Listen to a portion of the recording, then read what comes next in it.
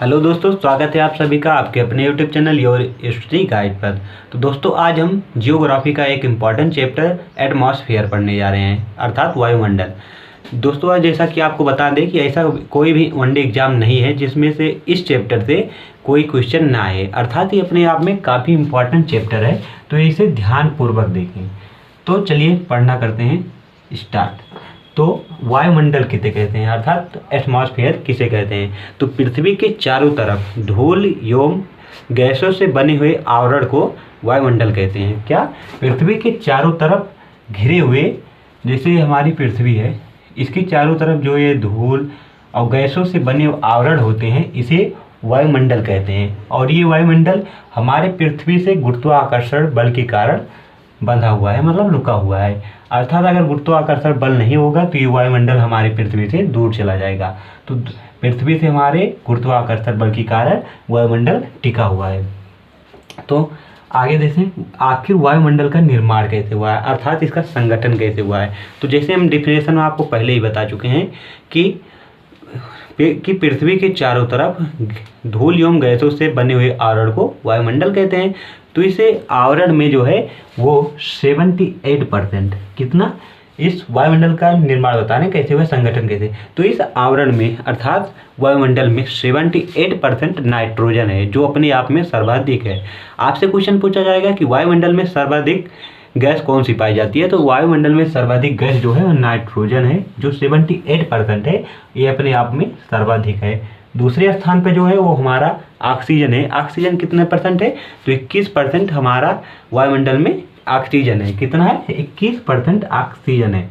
उसके बाद जो है आर्गन, आर्गन का नंबर आता है, आर्गन 0.9%, कितना, 0.9%। और यह अक्रिय, अगर आपसे यह पूछा जाए कि वायुमंडल में स्थित सर्वाधिक गैस कौन सी है, तो वायुमंडल में स्थित सर्वाधिक गैस जो है वो नाइट्रोजन 78%। लेकिन अगर आपसे ये पूछा जाए कि वायुमंडल में स्थित अक्रिय गैस में सर्वाधिक कौन सी गैस पाई जाती है, तो हमारा क्या है, आर्गन है, जो कितना है, 0.9%। तो आर्गन की मात्रा कितनी है, तो आर्गन की मात्रा 0.9% है, अक्रिय गैसों में सर्वाधिक वायुमंडल में पाई जाती है। उसके बाद हमारा है कार्बन डाइऑक्साइड, CO2। क्या है? CO2 कितना पाया जाता है, तो CO2 जो है वायुमंडल में 0.03% पाया जाता है। क्या है? CO2 0.03%। उसके बाद है नियान, नियान कितना पाया जाता है, 0.0018%। एक बार फिर से देख लें वायुमंडल का संगठन कैसे हुआ। तो वायुमंडल में सर्वाधिक गैस कौन सी पाई जाती है, नाइट्रोजन 78%, उसके बाद ऑक्सीजन 21%, उसके बाद आर्गन 0.9%, जो अक्रिय गैसों में सर्वाधिक इसी की मात्रा है। उसके बाद कार्बन डाइऑक्साइड 0.03%, उसके बाद नियान 0.0018%।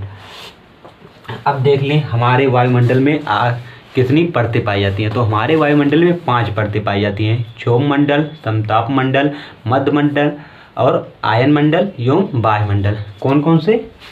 क्षोभ मंडल, जिसे ट्रोपोस्फियर कहते हैं, क्षोभ मंडल। वायुमंडल में कितने परतें पाई जाती हैं, वायुमंडल में 5 परतें पाई जाती हैं। नंबर 1 क्षोभ मंडल, जिसे ट्रांसोस्फियर मंडल कहते हैं। या यहाँ पर हम दोस्तों लिखे हैं ध्रुव, यहाँ पर इक्वेटर माने भूमध्य रेखा या विषुवत रेखा, ठीक है। तो ध्रुव से क्षोभ मंडल की ऊंचाई जो है वो है 8 किलोमीटर। कितनी है? 8 किलोमीटर। और भूमध्य रेखा से क्षोभ मंडल की ऊंचाई कितनी है, वो 18 किलोमीटर है। कितनी? 18 किलोमीटर। तो ध्यान देंगे, ध्रुव से क्षोभ मंडल की, ट्रांसोस्फियर की ऊंचाई कितनी है, 8 किलोमीटर, इक्वेटर से 18 किलोमीटर। फिर उसके बाद जो है हमारा संताप मंडल। क्या है? संताप मंडल, ये ध्रुव तथा इक्वेटर दोनों से इसकी ऊंचाई 50 किलोमीटर है। कितनी है? 50 किलोमीटर। दोस्तों, आप सोच रहेंगे कि ये क्षोभ मंडल में आखिर और क्यों नहीं बता रहे हैं कुछ, जैसे मौसम संबंधित घटनाएं यहाँ पर होती हैं, ये सब कुछ क्यों नहीं बता रहे हैं। तो दोस्तों, हम इसमें आप केवल समझा रहे हैं। अभी आगे वीडियो में इसे हम विस्तार पूर्वक लिख कर बताएंगे, ताकि आपका नोट्स अच्छे से बने, आप ध्यानपूर्वक इसे देखें और समझें। अभी हम आगे आपको लिखाएंगे भी। तो ध्रुव से 8 किलोमीटर की ऊंचाई पर क्षोभ मंडल पाया जाता है, जिसे ट्रांसोस्फियर कहते हैं। और इक्वेटर से 18 किलोमीटर की ऊंचाई पर पाया जाता है। उसके बाद जो हमारा है संताप मंडल, संताप मंडल कितना है तो 50 किलोमीटर की ऊंचाई पर हमारा संताप मंडल है। और यहाँ पर 20 से 25 किलोमीटर की ऊंचाई पर हमारी ओजोन परत भी पाई जाती है। क्या 20 से 25 किलोमीटर की ऊंचाई पर ओजोन परत भी पाई जाती है। उसके बाद हमारा आता है मध्यमंडल। क्या है दोस्तों, मध्यमंडल, मेसोस्फीयर जिसे कहते हैं मध्यमंडल। ठीक है, ये ध्रुव तथा इक्वेटर से 80 किलोमीटर की ऊंचाई पर पाया जाता है। मध्यमंडल हो गया। अब इसके बाद है आयन मंडल, आयनोस्फीयर जिसे कहते हैं।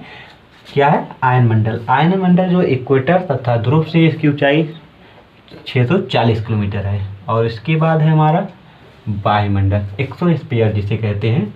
तो इक्वेटर तथा ध्रुव से इसकी ऊंचाई 1000 किलोमीटर। एक बार रिकॉल कर लें आराम से। ध्रुव से क्षोभ मंडल की ऊंचाई 8 किलोमीटर तथा इक्वेटर से 18 किलोमीटर। ध्रुव से तथा इक्वेटर से दोनों से हमारे संताप मंडल की ऊंचाई 50 किलोमीटर। फिर क्या, ध्रुव तथा इक्वेटर से हमारे मध्यमंडल की ऊंचाई 80 किलोमीटर। आयन मंडल की ऊंचाई 640 किलोमीटर। और तथा वायुमंडल की ऊंचाई जो है हमारे ध्रुव तथा इक्वेटर से, तो वो है 1000 किलोमीटर। अब दोस्तों इसे देख लें नोट। नोट क्या है, ये है नॉर्मल लाइन अर्थात अंतरिक्ष लाइन। नॉर्मल लाइन अर्थात अंतरिक्ष लाइन। तो जैसे बता दें कि क्या है, 100 किलोमीटर की ऊंचाई पर जैसे अगर कोई छत पर बैठ जाए और अपने आप को बोले मैं अंतरिक्ष में गए, अंतरिक्ष पर बैठा हूँ, तो नहीं होता है दोस्तों। पृथ्वी से 100 किलोमीटर ऊंचाई पर, पृथ्वी से 100 किलोमीटर ऊंचाई पर ही अंतरिक्ष को गिना जाता है। अर्थात कोई अगर आदमी है वो पृथ्वी से 100 किलोमीटर और ऊंचाई पर जाएगा तभी वो अंतरिक्ष का यात्री माना जाएगा, अर्थात अंतरिक्ष का यात्री नहीं माना जाएगा। तो दोस्तों पहले इसमें आराम से आप समझ चुके हैं।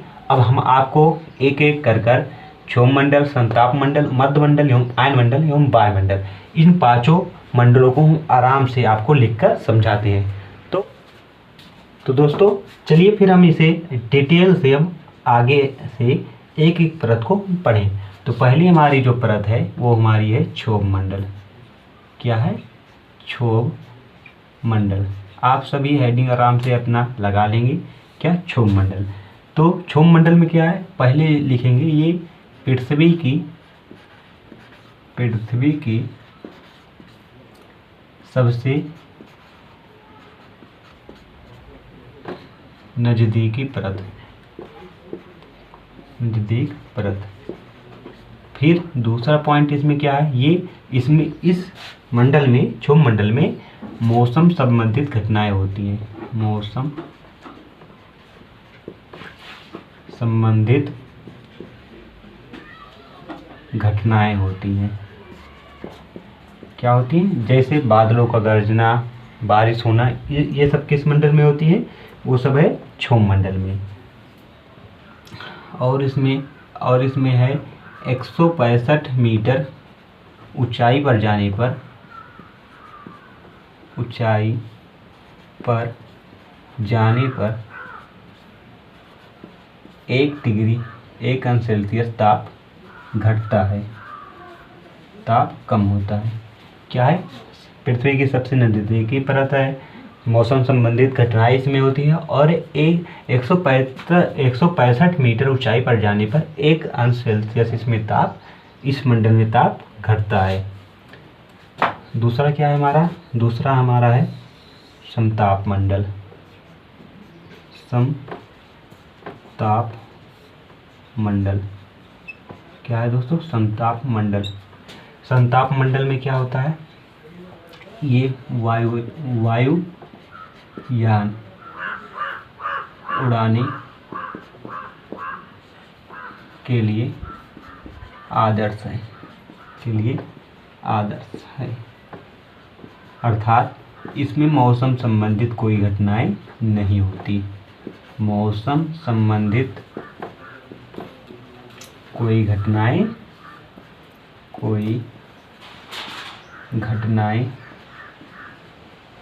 नहीं होती हैं।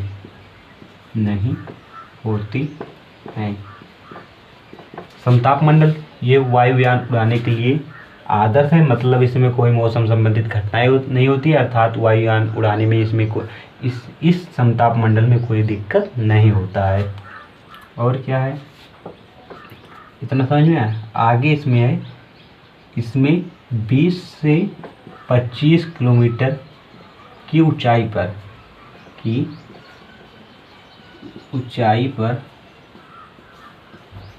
जाने पर ओजोन परत मिलती है। अर्थात समताप मंडल में 20 से 25 किलोमीटर की ऊंचाई पर जाने पर हमें ओजोन परत मिलती है।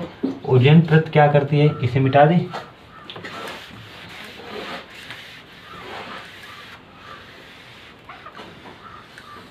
ओजोन परत क्या करती है, तो ओजोन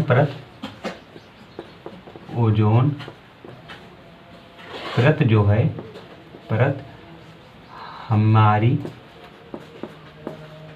परावैगनी जो सूर्य से आती हैं, सूर्य से आने वाली परावैगनी किरणों से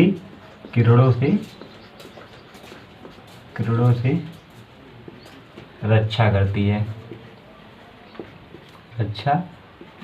है।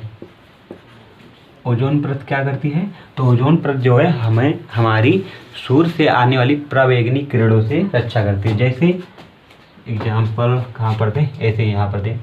ये हमारी पृथ्वी है, ये हमारा सूर्य है, और यहाँ पर ऐसे हमारा वायुमंडल है, और यहाँ पर ये ओजोन परत है। तो यहाँ से जो परावैगनी किरणें आती हैं उन्हें जो है ओजोन परत पृथ्वी पर डायरेक्ट आने नहीं देती है, अर्थात सूर्य से आने वाली परावैगनी किरणों को ये रोकती है। और अब आप सब सोच रहे होंगे आखिर परावैगनी किरणों से होता क्या है।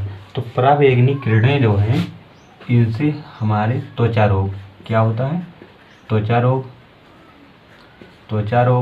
त्वचा कैंसर, क्या दोस्तों, त्वचा कैंसर। और क्या होता है, आँख संबंधित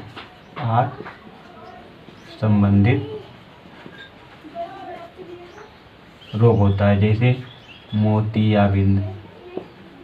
क्या, मोतियाबिंद।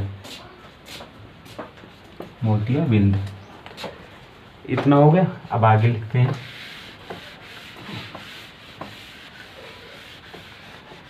आगे हमारा है मध्यमंडल। क्या है दोस्तों,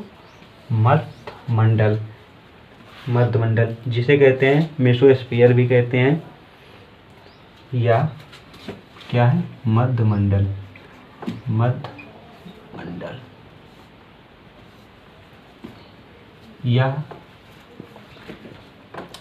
यह मंडल बीच में स्थित है। इससे कोई विशेष क्वेश्चन नहीं आता दोस्तों, लेकिन लिख लें। और यह सबसे ठंडा मंडल है। बस 2 ही पॉइंट इसमें याद कर लें। यह मंडल बीच में स्थित है तथा यह सबसे ठंडा है। आगे जो है, आगे हमारा है आयन मंडल। क्या है दोस्तों, आयन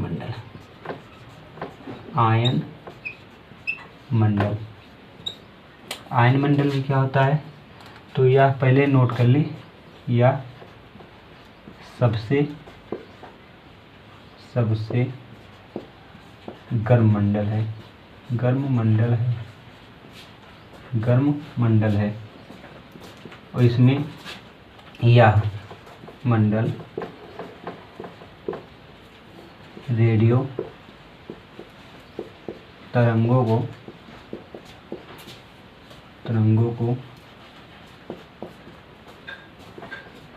परावर्तित कर देता है।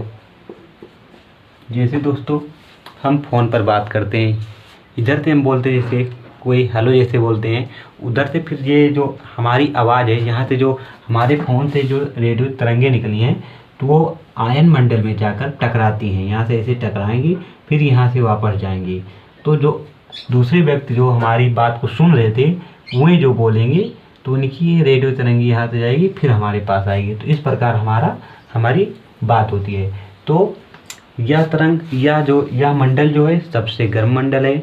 यह मंडल रेडियो तरंगों को परिवर्तित करता है। इसी के कारण से हमारी दूसरों से फ़ोन में बात होती है। और जो यहाँ पर विज्ञानी जैसे कोई उपग्रह भेजते हैं, कोई सैटेलाइट भेजते हैं, तो इसी मंडल में भेजते हैं, किसमें, आयन मंडल में।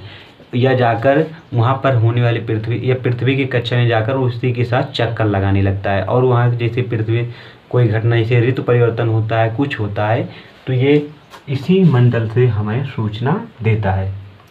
इतना हो गया। अब एक लास्ट और अंतिम बचा है, जिसे कहते हैं वायुमंडल। क्या है दोस्तों? वायुमंडल, एक्सोस्फीयर, जिसे कहते हैं वायुमंडल। वायुमंडल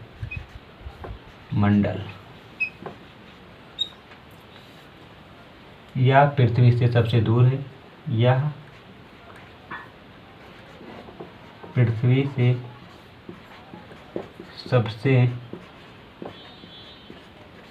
अधिक दूरी पर स्थित है। और यहाँ पर वायु का घनत्व सबसे कम होता